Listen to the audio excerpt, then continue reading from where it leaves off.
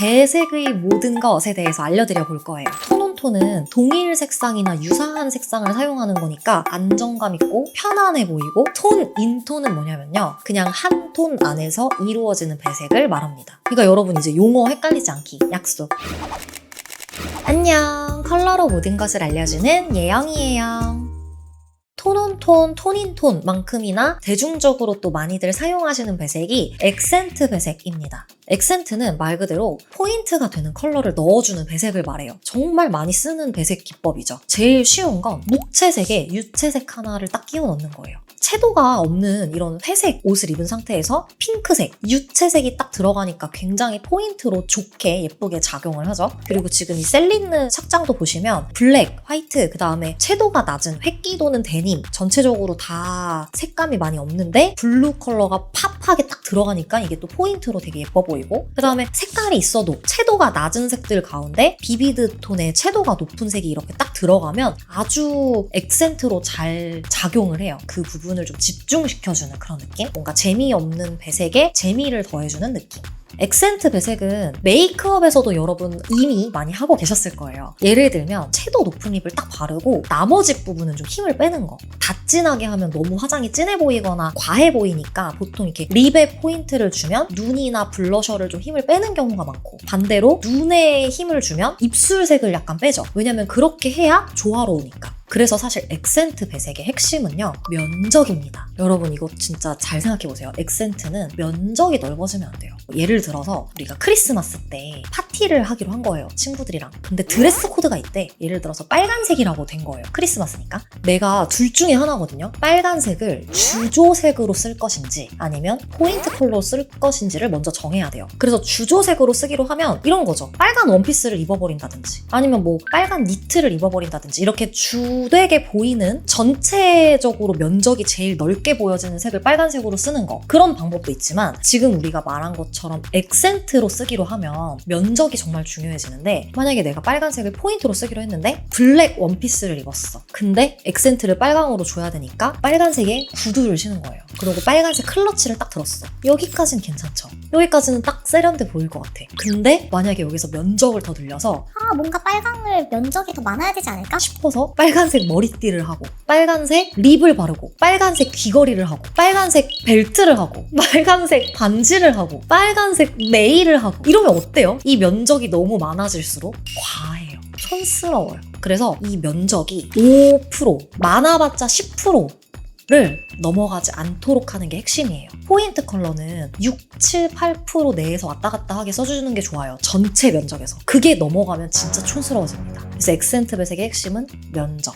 인테리어에서도 이렇게 액센트 배색 많이들 사용하시죠? 뭔가 전체적으로는 무난한 컬러들로 무채색 계통으로 싹 이렇게 깔끔하게 해놓고 어떤 소품이나 그림이나 액자 부분에 약간의 팝한 컬러 혹은 좀 색감 있는 것들을 배치를 해서 재미를 더해주는 액센트 배색을 인테리어에서도 많이들 활용하시는 것 같아요. 여기까지는 여러분들이 좀 들어보셨을 법한 대중적으로 잘 알려진 배색 기법이었는데, 지금부터 나오는 것들은 조금 생소하게 느껴지실 수도 있을 것 같아요. 이 용어들을 따로 뭐 기억하실 필요는 없지만 알아두면 나한테 유용하게 사용할 법한 배색 기법들입니다. 콤플렉스 배색이라고 하는 배색이 있어요. 우리가 자연을 봤을 때 보통 햇빛이 비추는 밝은 쪽이 약간 더 따스한 색감으로 보여요. 그리고 그림자지는 좀 어둡고 서늘한 쪽이 푸르스름하게 보이거든요. 이게 자연이라는 게 그렇기 때문에 우리가 자연에 익숙하고 자연스럽다고 말 그대로 느낄 거잖아요. 근데 이 자연의 법칙을 거스르는 걸 컴플렉스 배색이라고 해요. 그래서 컴플렉스 배색은 오히려 밝은 쪽이 푸르스름하고 어두운 쪽이 노르스름해지는 거예요.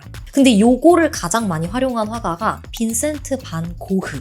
해바라기라는 그림을 보시면 이 배경에 쓰인 색이 굉장히 밝은 하늘색인데 이 테이블이나 해바라기에 쓰여진 노랑이 오히려 더 어두워요. 이런 걸로 조금 더 무게감이 있죠. 뭐 비하인드이긴 한데, 이게 원래 고흐가 이런 색을 쓴 게 아니라 원래는 밝은 노랑을 썼는데 색이 화학 반응을 일으켜서 더 확 어둡게 변했다라는 연구 결과가 있죠. 사실은 아마 고흐는 실제로는 컴플렉스 배색을 안 사용했을 수도 있어요. 근데 어쨌든 지금 우리 현대에 우리가 봤을 때는 컴플렉스 배색인 것처럼 지금 보이는 상태인 거고요. 이런 요런 컴플렉스 배색이요, 여러분.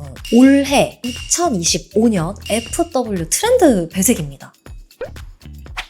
지금 나온 여러 가지 컬렉션들에서 주되게 나오고 있는 배색 중에 하나인데 브라운, 어두운 브릭 브라운 이런 컬러에 따뜻한 색인데 어둡게 가는 거예요. 근데 오히려 여기에 밝은 소라색, 민트색 이런 밝은 차가운 컬러를 같이 매치를 해서 되게 믹스 매치한 것 같은 느낌. 그래서 컴플렉스 배색의 특징은요. 뭔가 생경하다, 신박하다. 이게 자연에서 보는 배색이 아니라 아예 그걸 반대로 틀어버린 거기 때문에 좀 독특하고 유니크한 느낌을 자아내기가 좋습니다. 그래서 이것도 자칫 센스 없어 보이게 하면 되게 이상해 보일 수도 있지만 감각 있게 이런 식으로 배색을 해주면 되게 느낌 있다. 잘 못 본 배색인 것 같은데 굉장히 신박하고 되게 트렌디해 보이는데? 이런 느낌을 주기가 좋아요.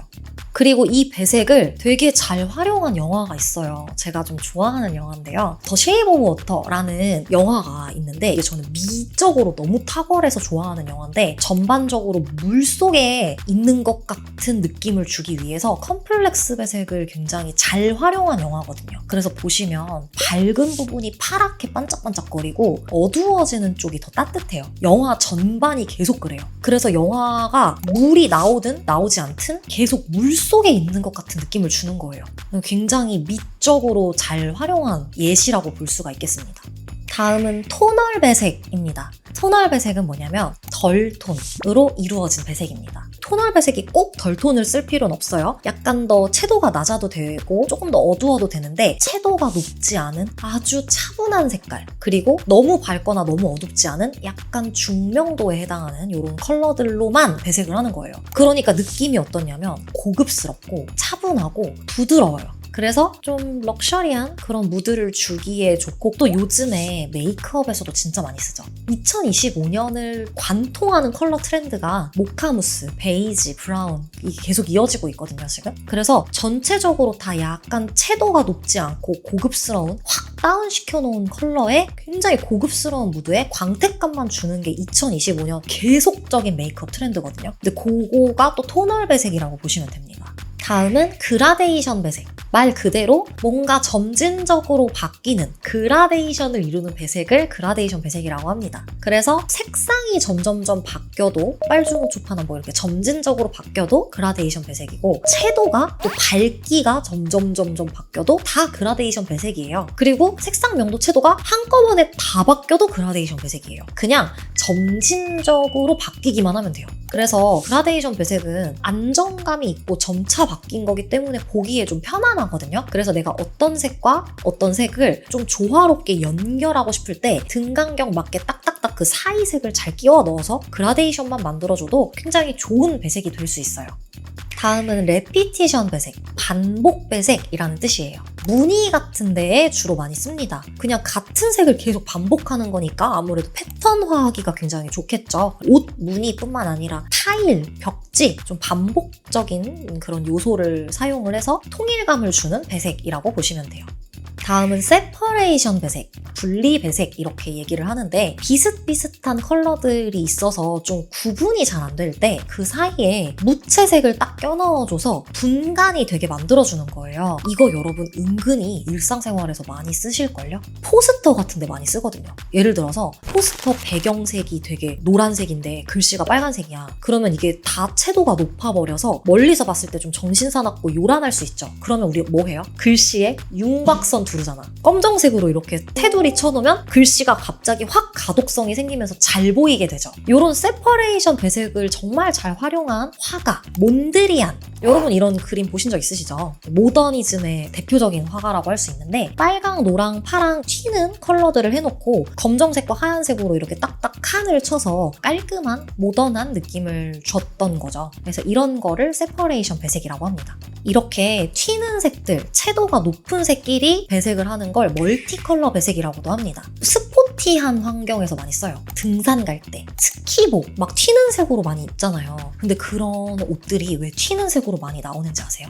안전하기 때문이에요. 여러분 산에서 조난당했을 때 산 색깔이랑 비슷한 안 튀는 색 입으면 발견하기가 어려울 거 아니에요. 그래서 우리 등산 갈 때 튀는 색 입는 게 훨씬 안전해요. 퍼스널 컬러랑 관련 없이 안전을 위해서 컬러를 사용해야 될 때도 있거든요. 스키장 같은 데서도 예를 들어서 흰 옷 입고 있으면 안 보일 거 아니에요. 그러니까 좀 어느 정도 형광기도는 잘 보이는 색을 입어서 구조에 용이하게끔. 그래서 우리가 컬러를 쓸 때 안전이나 여러 가지 상황들도 중요하다는 점, 퍼스널 컬러만 중요하지는 않습니다, 사실. 다음은 까마이웨 배색입니다. 까마이웨는 프랑스어예요. 단색화, 모노톤 이런 의미인데 봤을 때 거의 그냥 하나의 색깔로만 되어 있는 것 같은 배색을 말해요. 그래서 보통 이것도 옷 입을 때 많이 쓰십니다. 특히 옷을 입을 때는 소재나 질감, 텍스처는 바뀌는데 색깔은 하나로 옷을 입는 경우들이 있어요. 그러면 되게 고급스러워 보이죠? 그런 걸 보통 까마이웨 배색이라고 해요. 그러니까 예를 들어 올블랙으로 입어도 밑에는 흑청, 데님, 그 다음에 뭐 안에는 블랙 니트, 아우터는 가죽 이런 식으로 입으면 소재가 미묘하게 다르고 같은 블랙이어도 약간 미묘한 색상 차이가 살짝 있어서 뭔가 미묘하게 조금씩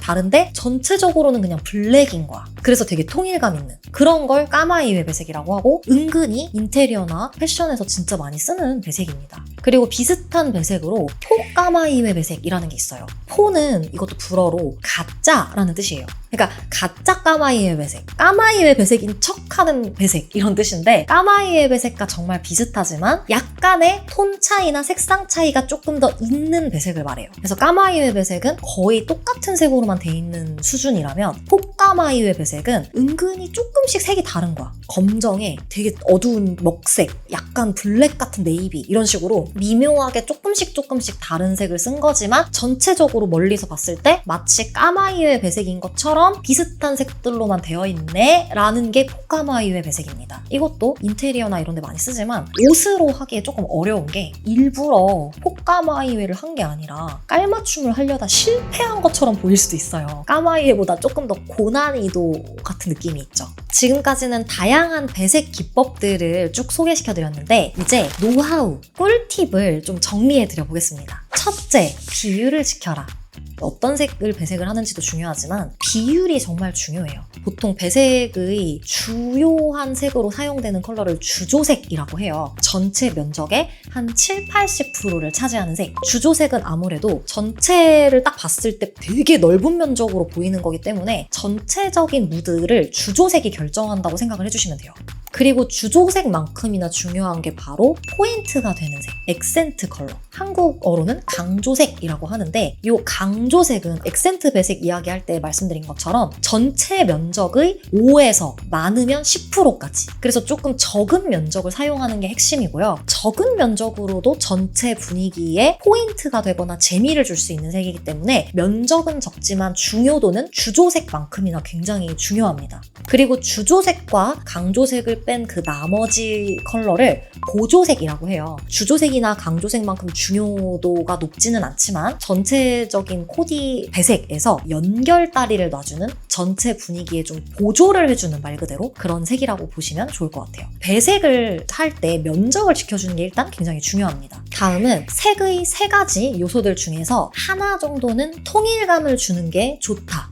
이거는 꼭 그래야만 한다라는 건 아니지만 그렇게 하면 더 편하고 안전빵이다 이렇게 생각하시면 돼요. 예를 들어 색상을 막 다양하게 쓸 거면 밝기하고 채도는 좀 고정시켜주는 게 좋아요. 그래야 정신사납지 않으니까. 그리고 반대로 색상을 통일을 하고 톤을 좀 다르게 해도 되겠죠. 그러니까 뭐 밝기나 채도를 막 다양하게 쓸 거면 색깔이라도 맞추고 가라. 그래서 색의 3속성 중에 2가지 정도나 1가지 정도는 좀 통일이 되어 있고 나머지로 변화를 주는 게 훨씬 시각적으로 안정감 있고 좀 조화로워 보일 수 있습니다. 3번째는 톤 인톤은 톤이 중요하고 톤 온톤은 색상이 중요하다라는 점. 이걸 기억해 주시면 좋아요. 그러니까 내가 오늘 전체적으로 핑크색으로 가고 싶어. 그럼 톤 온톤을 하시는 게 좋겠죠. 색상을 맞춰놓고 핑크로 약간의 톤 변화를 주는 배색. 근데 만약에 내가 오늘 전체적으로 파스텔이고 싶어. 그러면 색상은 다양하게 주면서 톤 인톤으로 가는 거예요. 파스텔 톤을 맞추는 게 중요한 거죠. 그래서 톤 인톤은 톤이 통일돼 있으니까 톤 무드가 크게 느껴져요. 톤 온톤은 색상이 통일돼 있으니까 통일되어 있는 그 색상이 주된 이미지로 작용을 합니다. 그래서 통일되어 있는 요소가 되게 중요하다고 보시면 돼요. 4번째는 다른 배색이랑 섞어줄 때 연결다리가 있는 게 좋다. 예를 들어서 톤, 온톤을 했어요. 쫙 톤을 다르게 가면서 밝기나 채도가 좀 달라졌는데 색상은 통일돼 있어. 근데 내가 요렇게만 옷을 입고 싶지가 않고 조금 다른 색을 쓰고 싶은 거야. 그러면 여기 겹치는 게 하나는 있어야 돼요. 그러니까 뭔가 다리가 놔져 있어야 된다. 톤온톤이랑 톤인톤을 같이 쓸 거야. 그러면 겹치는 크로스되는 부분이 하나 있는 게 좋아요. 그래야 요란하지 않습니다. 5번째, 어울리지 않는 배색도 면적과 비율을 잘 조정하면 어우러지게 조화로워 보이게 만들 수 있습니다. 이래서 배색이 어려운 거예요. 지금까지는 제가 좀 기본적인 법칙 혹은 배색 기법, 베이직한 느낌으로 말씀을 드린 건데 사실 배색이라는 게 좀 까다로운 게 이거 다 무시하고도 예뻐 보이게 할 수 있거든요. 근데 그거를 잘하는 분들은 대부분 이미 너무 기본적인 배색을 통달한 거지. 그러니까 컬러리스트들은 일부러 믹스 매치를 해서 유니크한 이때까지는 못 본 배색을 만들어내기도 하고 좀 어우러지지 않는 배색도 일부러 믹스 매치해서 사용을 하기도 한다. 불협화음을 약간 이용하기도 한다. 그러나 진짜 불협화음이랑은 다릅니다. 내가 만약에 피아노를 쳐. 근데 그냥 띵 이렇게 쳤는데 그게 음악이다 이러진 않잖아요. 컬러도 그냥 아무 컬러나 모아놨다고 그게 좋고 훌륭한 배색이 되지는 않아요. 오히려 눈을 피로하게 만들고 가독성이 떨어지고 컬러마다의 장점을 살려주지 못하고 전체적으로 불협화음을 일으키는 배색이라는 게 있거든요. 그래서 오늘 제가 여러 가지 좋은 화음을 일으키는 배색들을 제가 소개를 시켜드려 본 거예요. 오늘 여러분이 들은 이런 것들을 적용을 해서 뭐 옷을 입거나 인테리어 하거나 메이크업 하는데 배색을 잘 활용하시길 바라겠습니다. 오늘 영상도 시청해주셔서 감사드리고 그럼 다음 영상에서 만나요. 안녕!